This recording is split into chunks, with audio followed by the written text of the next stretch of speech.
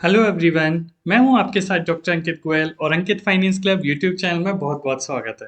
तो आज हम बात करने जा रहे हैं कैपिटल स्ट्रक्चर की। देखिए, वैसे तो ये फाइनेंशियल मैनेजमेंट सब्जेक्ट का एक इम्पॉर्टेंट चैप्टर है, पर जनरली भी जो लोग बिजनेस स्टार्ट करना चाहते हैं और वो कहाँ से कैपिटल लें बिजनेस में, कहाँ से कैपिटल लेनी चाहिए, कितनी लेनी चाहिए, इक्विटी से लेनी चाहिए या डेब्ट से, उन सब से रिलेटेड भी ये कंसेप्ट है जो आपको अच्छी गाइडलाइंस देता है। तो देखिए, हम समझते हैं बहुत बेसिक से कि जब भी आप बिजनेस स्टार्ट करते हैं तो आपको पैसे की ज़रूरत होती है। अब आपके पास दो तरीके होते हैं, या तो आप अपनी ओनरशिप सेल कर दो। ओनरशिप यानी आपकी जो हिस्सेदारी है, जिस पे आपका हक है, उस ओनरशिप को किसी को सेल कर दो थोड़ा सा, उसके बदले मतलब शेयर्स इशू कर दो और उन लोगों से पैसे ले लो, वो भी आपके साथ साथ कंपनी के ओनर बन जाएंगे। दूसरा तरीका ये होता है कि आप मार्केट से लोन ले लो, बैंक से या फाइनेंशियल इंस्टीट्यूशन से किसी से भी लोन ले लो, और एक टाइम बाद वो लोन आपको वापस कर देना है विद इंटरेस्ट, और ओनरशिप आपके पास रहेगी। तो कैपिटल स्ट्रक्चर आपको ये बताता है कि आप अगर इक्विटी से सारा पैसा लेते हैं या डेट से लेते हैं या इसका मिक्स लेते हैं, तो उसका क्या इम्पैक्ट पड़ता है बिजनेस पे और किससे आपको पैसा लेनी चाहिए, किसका कितना फायदा है। तो ये कंसेप्ट आपको बताता है कैपिटल स्ट्रक्चर। तो देखिए, यहाँ मैं लिख रखा है capital structure refers to the specific mix of debt and equity used to finance a company asset and operation. यानी कि कंपनी के असेट के लिए, जो भी कंपनी की असेट आप कहाँ से खरीदते हो, पैसा लेते हो, आप पैसा कैसे लेते हो मैंने बताया, या तो इक्विटी से लोगे या डेट से। तो आप देख सकते हैं बैलेंस शीट में एक साइड होती है असेट साइड और एक होती है डेट और इक्विटी। तो जो असेट्स होती हैं वो कहाँ से फाइनेंस होती हैं, उन्हें हम कहाँ से खरीदते हैं, कुछ पैसा डेट से भी हो सकता है, कुछ इक्विटी से भी हो सकता है। तो टोटल आपकी जो कैपिटल है उसमें डेट और इक्विटी का जो मिक्स है, इसी मिक्स को बोलते हैं कैपिटल स्ट्रक्चर। नाम से भी क्लियर हो रहा है, जो कैपिटल है उसका स्ट्रक्चर क्या है, उसमें कितना डेट है और कितना इक्विटी है। तो आई थिंक आपको समझ में आया होगा। दूसरे वर्ड्स में हम कह सकते हैं, दूसरे पैराग्राफ में, capital structure means a combination of all long term sources of finance. अब देखिए, जब मैंने आपसे कहा हम मार्केट से पैसा लेते हैं या ओनरशिप से पैसा लेते हैं शेयर्स के थ्रू, तो उसमें लॉन्ग टर्म भी हो सकते हैं और शॉर्ट टर्म भी हो सकते हैं। मान लीजिए मैंने 5 साल का लोन ले लिया तो वो मेरा लॉन्ग टर्म लोन होगा, और हो सकता है मैंने 3 महीने का भी लोन ले लिया बैंक से तो वो मेरा शॉर्ट टर्म लोन होगा। कैपिटल स्ट्रक्चर में हम केवल लॉन्ग टर्म सोर्सेज को इंक्लूड करते हैं, क्योंकि जो आपका 3 महीने का लोन है उससे आप कोई मशीन तो खरीदेंगे नहीं, बिल्डिंग तो खरीदेंगे नहीं। तो जो लॉन्ग टर्म लोन है उससे आप ये सब कर सकते हैं। तो अब आपको समझ में आया होगा, जो लॉन्ग टर्म आपका डेट है और लॉन्ग टर्म इक्विटी है उसके कॉम्बिनेशन को बोलते हैं कैपिटल स्ट्रक्चर। और इसमें क्या क्या आता है, इसमें आपका इक्विटी शेयर कैपिटल आ जाता है, प्रेफरेंस शेयर कैपिटल आ जाता है, रिजर्व एंड सरप्लस, तो ये तो तीनों पार्ट हो गए इक्विटी के। और डेट में क्या आ जाएगा, लोन आ जाएगा, लॉन्ग टर्म लोन, डिवेंचर्स आ जाएंगे या कोई भी लॉन्ग टर्म सोर्स। तो बिल्कुल समराइज वे में एक लाइन में कहें तो हम ये कह सकते हैं, जो आपकी कैपिटल है उसका जो मिक्स होता है डेट और इक्विटी का, उसी कॉम्बिनेशन को बोलते हैं कैपिटल स्ट्रक्चर। अब इसकी बात कर लेते हैं कि डेट और इक्विटी में एक बेसिक सा डिफरेंस बात कर लेते हैं, उसके बाद हम समझेंगे कि डेट ज़्यादा लेना चाहिए या इक्विटी ज़्यादा लेना चाहिए और किसका बेनिफिट है। तो देखो, डेट जो होता है ना उसमें लो रिस्क होता है इन्वेस्टर को, क्योंकि एज अ कंपनी आप एक तरीके से लोन लेते हो और एक पर्सन को एक टाइम बाद पेमेंट कर देते हो। रिटर्न आप कम देते हो इन्वेस्टर को और कंपनी को इसका फायदा मिलता है, क्योंकि अगर आपने लोन लिया पब्लिक से तो आप 7%, 8% या 10% पे लोन ले लोगे हार्डली। तो हम देखते हैं कई बार डिवेंचर इशू करती हैं कंपनीज, तो उन पर 7%, 8% या 9% इंटरेस्ट देती हैं। तो रिटर्न आपको कम देना पड़ता है इन्वेस्टर को, तो ये कंपनी का फायदा होता है, और एक टाइम बाद कैपिटल भी वापस कर देनी है। ओनरशिप कोई नहीं होती, आपने एक तरीके से लोन लिया है डेट में एज अ कंपनी, और वो आप उसका पेमेंट कर दोगे एक टाइम बाद, और ये टोटली लोन था, आपको ओनरशिप सेल नहीं करनी पड़ती। इस तरीके से टेम्परेरी होता है। जबकि इक्विटी की बात करते हैं, तो इक्विटी में इन्वेस्टर को तो रिस्क हाई होता है, क्योंकि आपका पैसा लग गया, अब वो पैसा आपको वापस नहीं मिलेगा कंपनी की तरफ से। हो सकता है आप अपनी शेयर किसी और को सेल कर दो, पर कंपनी पैसा वापस नहीं करेगी। और अगर कंपनी को प्रॉफिट होता है तो उस प्रॉफिट में से आपको कंपनी रिटर्न में डिविडेंड देगी, और कंपनी को प्रॉफिट हो रहा है तो आपका शेयर प्राइस भी बढ़ेगा। आज मैं 10 रुपए का शेयर खरीदा, हो सकता है वो 12 रुपए का, 15 रुपए का, 20 रुपए का या 100 रुपए का पहुंच जाए, तो मेरी कैपिटल भी ग्रो होगी रिटर्न में। और इसमें ओनरशिप होती है, यानी इन्वेस्टर को ओनर्स बनाया जाता है, उनको शेयर होल्डर्स होते हैं, वो उनके पास वोटिंग राइट होते हैं, और एक तरीके से कंपनी के पास या फर्म के पास ये परमानेंट तरह की कैपिटल होती है। तो अब हम वापस आते हैं, ये डिफरेंस आपको समझना जरूरी था डेट और इक्विटी में, तभी आप इसकी थ्योरी समझ पाएंगे। अब बात कर लेते हैं कि ऑप्टिमल कैपिटल स्ट्रक्चर क्या होना चाहिए, यानी डेट ज्यादा होना चाहिए, इक्विटी ज्यादा होना चाहिए, या केवल डेट होना चाहिए या केवल इक्विटी होना चाहिए। तो ऑप्टिमल कैपिटल स्ट्रक्चर वो होता है जो परफेक्ट मिक्स होता है डेट और इक्विटी का, यानी ऐसे डेट और इतना इक्विटी यूज करो कि आपको कंपनी को मैक्सिमम प्रॉफिट हो और कंपनी की जो कॉस्ट है वो कम हो जाए। तो अभी हम यही थ्योरीज में पढ़ेंगे, जो इनकी थ्योरीज है कैपिटल स्ट्रक्चर की, कि कौन सा कॉम्बिनेशन कितना यूज करना चाहिए, कितना बेनिफिट होता है। पर ऑप्टिमल किसे कहते हैं? ऑप्टिमल वो कहते हैं वो सीन जिसमें डेट और इक्विटी का इतना मिक्स हो कि कंपनी को सबसे ज्यादा फायदा हो, उसकी वैल्यू बढ़े और उसकी कॉस्ट कम हो। अब ये क्या सभी के लिए सेम होगा? नहीं। Capital structure varies across industries, industry to industry differ होता है। जैसे मैं दो एग्जांपल लिए हैं, अगर बात कर लेते हैं, कंपनी है माइनिंग की, कंपनी जो माइनिंग करती है। अब आप ये बताइए, अगर वो 3 साल के लिए डेट ले लेती है, राइट, डेट से ज्यादा पैसा ले लेती है और इक्विटी से कम लेती है, तो माइनिंग ऐसी कंपनीज होती हैं जो माइन कर रही हैं जिसमें पता नहीं है कुछ निकलेगा भी या नहीं निकलेगा, या निकलेगा तो काफी साल बाद रिटर्न देंगी। तो ऐसी कंपनी को डेट का पोर्शन ज्यादा नहीं रखना चाहिए, उन्हें इक्विटी का ज्यादा रखना चाहिए। वही अगर इंश्योरेंस और बैंकिंग कंपनीज हैं या नॉन बैंकिंग फाइनेंस कंपनीज हैं, उनको क्या होता है, जल्दी जल्दी पैसा इशू करती हैं, लोन लेती हैं, फिर वापस कर देती हैं। तो ऐसी कंपनीज के लिए डेट पोर्शन बेस्ट रहता है ज्यादा होना। तो ये इंडस्ट्री टू इंडस्ट्री डिफर करता है कि किसको डेट ज्यादा लेना चाहिए, किसको इक्विटी, कोई एक सिंगल रूल नहीं है। अब हम बात कर लेते हैं थ्योरीज की, पर थ्योरीज से पहले कुछ कंफ्यूजन होता है लोगों का। एक टर्म होता है फाइनेंशियल स्ट्रक्चर और एक टर्म होता है कैपिटलाइजेशन। तो इन तीनों में डिफरेंस जानना जरूरी है। तो देखो, कैपिटल स्ट्रक्चर मैंने आपको बताया था, जो फर्म का लॉन्ग टर्म सोर्सेस का मिक्स है डेट और इक्विटी का, वो आपका क्या होता है? Capital structure. पर अगर हम लॉन्ग टर्म और शॉर्ट टर्म सबका कॉम्बिनेशन ले लें तो उसी को क्या बोलते हैं? Financial structure.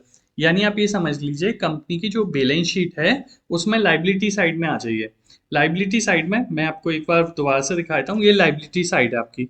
अब इस लाइबिलिटी साइड में अगर हम केवल लॉन्ग टर्म डेट और लॉन्ग टर्म इक्विटी लें, इनका कॉम्बिनेशन लें, तो वो क्या कहलाएगा? Capital structure.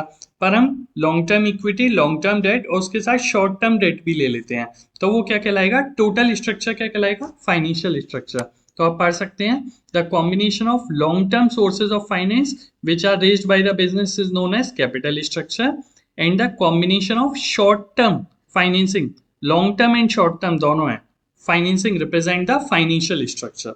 आई थिंक ये समझ में आया होगा।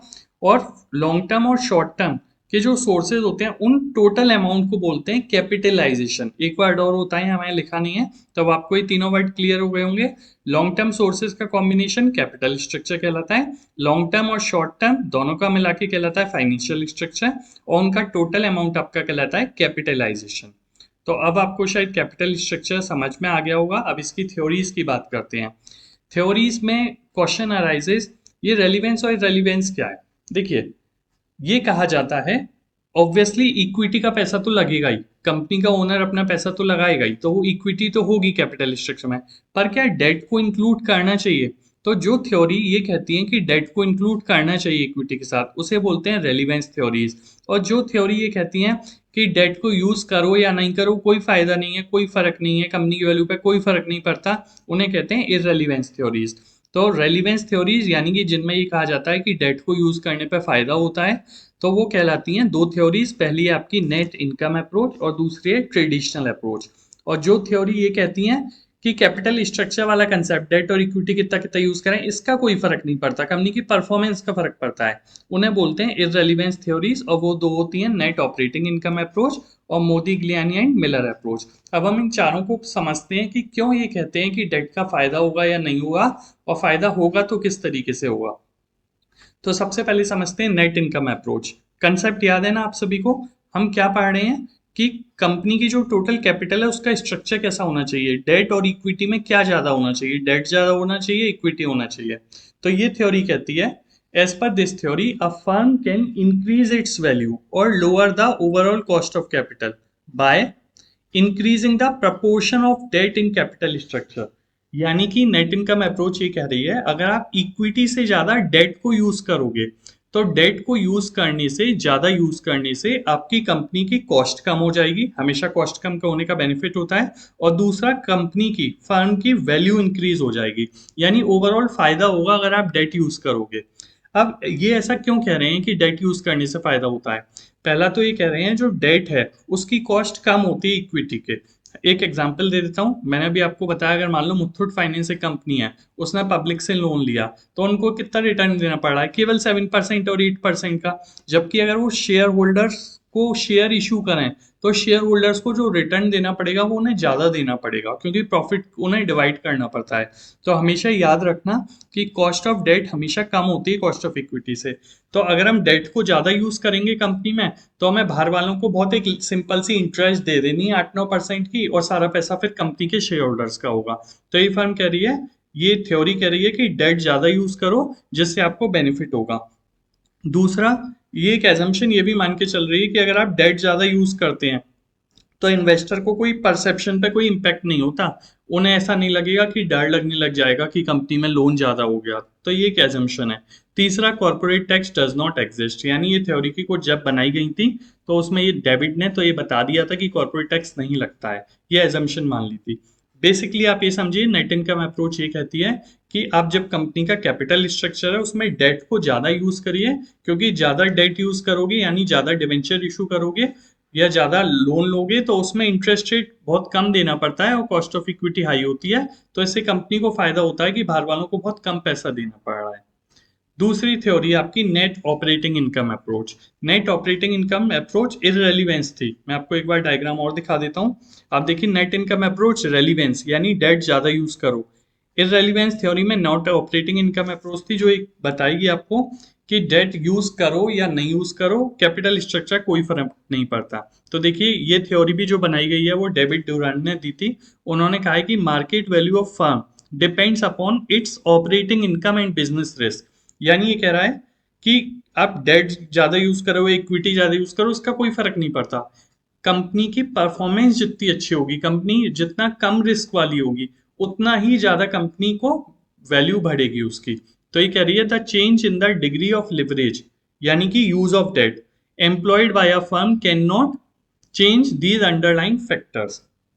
इट मीन्स आप ज्यादा डेट यूज करने से, जो नेट इनकम अप्रोच कह रही थी कि ज्यादा डेट यूज करने से फायदा हो जाएगा, वो कह रहा है ऐसा कुछ नहीं होगा। नेट ऑपरेटिंग इनकम अप्रोच करिए, वो कह रही है। उसका रीजन क्या है? उसका रीजन वो ये बताते हैं कि जैसे ही आप डेट ज्यादा यूज करोगे, राइट, तो क्या होगा? मैं एक बार दोबारा से रिपीट करता हूँ क्योंकि आपको तब समझ में आएगा। डेट, कॉस्ट ऑफ डेट सस्ता होता है, यानी हम लोन सस्ते पर ले लेते हैं और इक्विटी शेयर होल्डर्स को ज्यादा डिविडेंड देना पड़ता है, यानी उसकी कॉस्ट ज्यादा होती है। तो ये कह रहा है अगर आप ज्यादा लोन लेने लग जाओगे, तो कॉस्ट तो कम आएगी कंपनी की, कॉस्ट ऑफ डेट, पर इक्विटी शेयर होल्डर्स हैं उनको रिस्क बढ़ जाएगा। जब उनका रिस्क बढ़ जाएगा, तो उनको सेटिस्फाई करने के लिए आपको और रिटर्न देनी पड़ेगी। तो डेट से जो फायदा हो रहा है वो कैंसिल हो जाएगा इक्विटी को ज्यादा पेमेंट करने से, इक्विटी को सेटिस्फाई करने के लिए ज्यादा अमाउंट देने से। तो ये ऑफसेट बोलते हैं, मतलब बराबर हो जाएगा। जो फायदा हो रहा है डेट से, वो इक्विटी वालों के और नुकसान से ऑफसेट हो जाएगा और कोई फर्क नहीं पड़ेगा। तो ये थ्योरी ये कहती है कि आप कोई भी यूज कर लीजिए, डेट इक्विटी का रेशियो कोई भी फर्क नहीं पड़ता, कोई भी रेलिवेंट नहीं है। तो अब आपको ये दो थ्योरी समझ में आ गई होंगी। अब तीसरी थ्योरी आपकी ट्रेडिशनल अप्रोच। देखो, अभी तक हमने एक थ्योरी पढ़ी थी नेट इनकम अप्रोच, जिसने कहा डेट ज्यादा यूज करो। दूसरी थ्योरी पढ़ी थी नेट ऑपरेटिंग इनकम अप्रोच, जिसने कहा कि डेट इक्विटी कितना भी यूज कर लो कोई फर्क नहीं पड़ता। तीसरी जो थ्योरी है ट्रेडिशनल थ्योरी, वो इन दोनों के बीच की थ्योरी है। पहले तो ये रेलिवेंस का पार्ट है, यानी ये कहती है कि डेट यूज करो, पर फिर भी इन दोनों के बीच की थ्योरी है। तो ये कहती है traditional approach offers an intermediate view which is compromise between net operating and net income approach, यानी उन दोनों के बीच की थ्योरी है। पहले मैं समझा देता हूँ ये थ्योरी क्या कहती है, फिर मैं आपको इसको पढ़ के बता दूंगा। ये थ्योरी कहती है अगर आप ज्यादा डेट यूज करोगे इनिशियल, तो कंपनी को हमेशा फायदा होगा क्योंकि कॉस्ट ऑफ डेट सस्ता है। बट अगर आप एक लिमिट के बाद यूज करने लग जाओगे, राइट, तो जो डेट का फायदा था वो इक्विटी शेयर होल्डर के रिस्क से ऑफसेट हो जाएगा और फायदा नहीं होगा।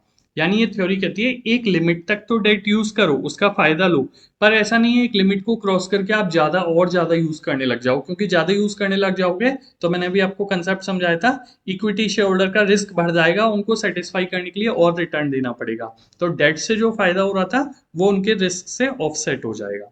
तो अब मैं आपको बता देता हूँ, the value of firm increases with increase in financial leverage, यानी डेट को ज्यादा यूज करने से आपकी फर्म की वैल्यू बढ़ेगी, but up to a certain limit, एक लिमिट तक। बियॉन्ड दैट लिमिट, अगर आप उससे भी ज्यादा फिर डेट को यूज करोगे, financial leverage will increase its weighted average cost of capital, यानी आप और ज्यादा डेट को यूज करने लग जाओगे तो आपका वेथेड एवरेज कॉस्ट ऑफ कैपिटल यानी overall cost of capital company की बढ़ जाएगी, क्योंकि इक्विटी वालों को ज्यादा देना पड़ रहा है, hence the value of the firm will decline, फिर वैल्यू वापस नीचे आ जाएगी। तो इसलिए एक लिमिट तक आप यूज करिए।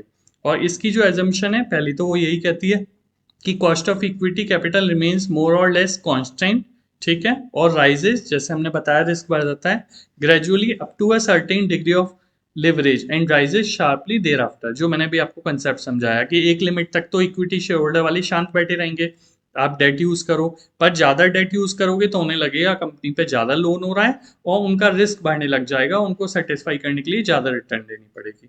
तो ट्रेडिशनल अप्रोच समझ में आ गई। अब तीन अप्रोच समझ में आ गई। नेट इनकम अप्रोच ने कहा डेट यूज करो फायदा होगा, नेट ऑपरेटिंग इनकम अप्रोच ने कहा यूज करो या नहीं यूज करो कॉम्बिनेशन का कोई फर्क नहीं पड़ता, ट्रेडिशनल अप्रोच ने कहा एक लिमिट तक तो यूज करो और एक लिमिट के बाद और ज्यादा यूज करोगे तो उसका फिर नुकसान होगा।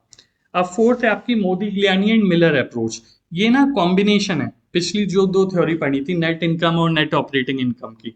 वो कहती है in the absence of taxes, अगर हम ये एजम्पशन माने टैक्सेस नहीं लगते तो ये कहती है कि कोई भी फायदा नहीं होता, आप डेट इक्विटी कितना भी यूज कर लो, यानी कि नेट ऑपरेटिंग इनकम अप्रोच वाला। और when the corporate taxes are assume to exist, वो कहते हैं जब कॉर्पोरेट टैक्सेस एज्यूम करते हैं कि लगते हैं तब हम मानते हैं कि डेट का फायदा होता है। अब इसमें एक पॉइंट मैं और समझा देता हूं आपको। देखो जब भी आप डेट यूज करोगे, आपने मान लो 2 लाख का लोन ले लिया, उस पर आपको 8% या 10% की इंटरेस्ट देनी पड़ रही है आपको 20,000 की, तो जो आपकी बैलेंस शीट है ना, उस बैलेंस शीट में वो 20,000 एज एक्सपेंस माइनस हो जाएंगे। तो इसलिए भी डेट एक चीपर सोर्स है, क्योंकि डेट पे जो इंटरेस्ट पे करते हो वो कंपनी के लिए एक्सपेंस माना जाता है, तो इसलिए भी डेट एक चीपर सोर्स माना जाता है। इसलिए ये कह रहे हैं कि जब टैक्सेस लगते हैं तो टैक्सेस का बेनिफिट मिलेगा, जो इंटरेस्ट है आप दे रहे हो डेट पे उस पर टैक्स नहीं लगेगा, वो एज एक्सपेंस माइनस हो जाएगी, तो डेट और चीपर हो जाएगा। इसलिए आपको कॉर्पोरेट टैक्सेस लगते हैं तो रेलिवेंट बन जाती है, और जब कॉर्पोरेट टैक्स की बात ही नहीं है तो इसका कॉम्बिनेशन मैटर नहीं करता। तो ओवरऑल कंक्लूजन में हम ये कह सकते हैं कि जो ट्रेडिशनल थ्योरी थी वो बेस्ट लगी, कि अभी तक अगर हम एक लिमिट तक डेट को यूज करेंगे, क्योंकि डेट एक चीपर सोर्स है मैंने बताया, क्योंकि इंटरेस्ट भी कम देनी पड़ती है और वो इंटरेस्ट एज ए एक्सपेंस भी माइनस हो जाता है, तो इसलिए डेट को एक लिमिट तक यूज करो, कंपनी को हमेशा फायदा होगा, और एक लिमिट के बाद यूज करोगे तो फिर रिस्क बढ़ जाएगा। और दूसरी चीज ये याद रखिए कि ऑप्टिमम कैपिटल स्ट्रक्चर डिपेंड करता है केस टू केस, जो मैंने आपको दो एग्जांपल दिए थे, माइनिंग वाला और दूसरा बैंकिंग वाला है, इंश्योरेंस कंपनीज वाला, तो हर सेक्टर टू सेक्टर डिपेंड करता है कि डेट टू इक्विटी कितना याद करो, आप कितना यूज करो। तो आई थिंक आपको समझ में आया होगा कैपिटल स्ट्रक्चर क्या है। लास्टली एक सिंगल लाइन में हम क्या कहेंगे, कंपनी में कितना इक्विटी और कितना डेट है उसका जो मिक्स है उसको बोलते हैं कैपिटल स्ट्रक्चर। तो वीडियो पसंद आया हो तो ज़्यादा से आए दोस्तों के साथ आप शेयर कर सकते हैं, उनके लिए भी फायदा होगा। और फाइनेंशियल मैनेजमेंट पे टाइम वैल्यू ऑफ मनी से related, cost of capital, capital budgeting, काफ़ी वीडियोस हमारे चैनल अंकित फाइनेंस क्लब पे अवेलेबल हैं, आप देख सकते हैं। वीडियो पसंद आया हो तो चैनल आप सब्सक्राइब कर सकते हैं, वीडियो को लाइक कर सकते हैं। Thank you.